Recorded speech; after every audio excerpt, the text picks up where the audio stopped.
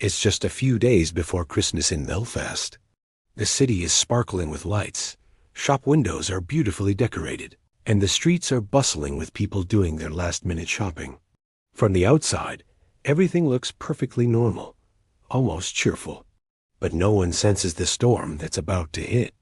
Not until the morning of December 20th, 2004. That morning, when the vault of the Northern Bank was opened, the sight inside left everyone speechless. The vault was almost completely empty. The largest bank robbery in the history of the United Kingdom had just taken place. A heist of this scale couldn't have been a spur-of-the-moment decision. Behind it was a meticulously crafted plan, months in the making. The robbers had likely watched Northern Bank's headquarters on Donegal Square West for a long time, noting every single detail. They knew that in the days leading up to Christmas, the bank held much more cash in its vaults than usual. But the most chilling part? The robbers didn't target the bank, they targeted its people. They identified employees with access to the vault, one by one. They analyzed their work schedules and even investigated their private lives. The core of their plan was a terrifying tactic known in the criminal world as a tiger kidnapping. This means taking an employee's family hostage to force them to cooperate. Fake police uniforms were prepared. Special mobile phones were distributed. Escape vehicles, routes, everything was arranged in advance. And on Sunday evening, December 19th, 2004, the nightmare began.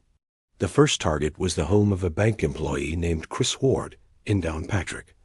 That evening, the doorbell rang. The men at the door said they were police officers. The moment the door opened, armed men in fake uniforms stormed inside. Chris was subdued, and his family was locked in a room. In front of his horrified loved ones, the young banker was handcuffed and taken away. At the same time, another house was being raided in Polglass, west of Belfast.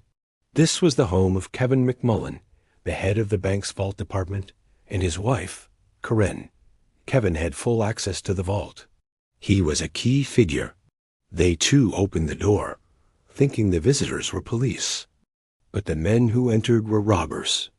Kevin was tied up. Corinne was blindfolded and taken from the house. Kevin was left bound in the middle of the room, with no idea where his wife had been taken. A short while later, Chris Ward was brought to that same house.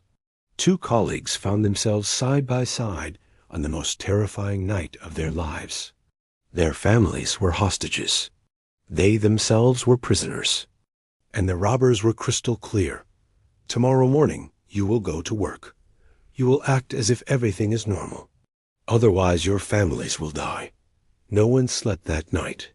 Corinne McMullen was held blindfolded in an unknown location for nearly 24 hours. The Ward family waited through the night in their home, under the shadow of guns. Around 6 a.m. on Monday morning, the gang reappeared. Final threats were made. Chris and Kevin were told to go to work and behave as if it were just an ordinary day. And after the longest night of their lives, the two men put on their suits and headed toward the bank. They had only one thought in their minds. If they made a single mistake, their families would die. At 9 a.m., they arrived at Northern Bank. From the outside, they appeared calm. No one noticed anything unusual. But in their pockets were the phones the robbers had given them, phones that could ring at any moment with new instructions. The first instruction was simple: send the other employees home early. Kevin found a believable excuse in the afternoon. You can leave early today. Go start your holiday preparations, he said. With the relaxed mood of Christmas week, no one questioned it. By 6 p.m., when the bank closed, only Chris, Kevin, and the security guards remained inside. And that's when the robbery truly began. First, a small test run. Chris took a bag containing about £1 million, walked out of the bank, and handed it to a man waiting in a dark street. Then he walked back in. No one noticed. After 7 p.m., the vault was completely under their control. Money was removed, packed into containers, and carried to the rear loading area. The containers were covered with old items to look like trash. Then, a white van pulled up to the back door. It had fake license plates. "We're here to collect the trash," the driver said. The door was opened. In just 15 minutes, millions of pounds were loaded into the van.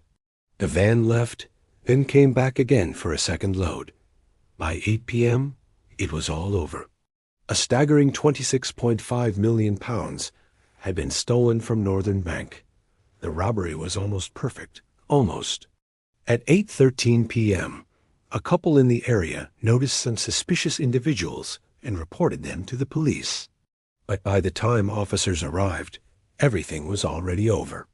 Those few minutes of delay changed everything. Chris and Kevin closed the bank, set the alarm, and went home. The masked men were still there. Once they confirmed the plan had succeeded, they cleaned up, left no trace, and disappeared into the night. Hours later, Karen McMullen was left blindfolded in a forest. Her car had been burned.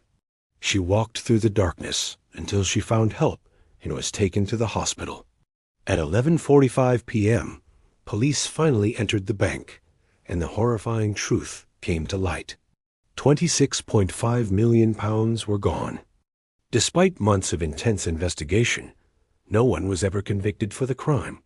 A year later, some of the stolen banknotes were mysteriously found at a police facility, but that mystery was never solved either. Chris Ward was briefly arrested as a suspect, but was later released. And the result?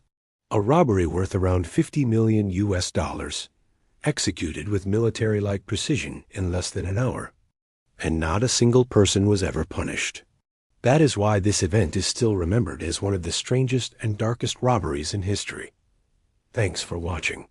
If you found this story as fascinating as I did, don't forget to like and subscribe for more incredible true stories.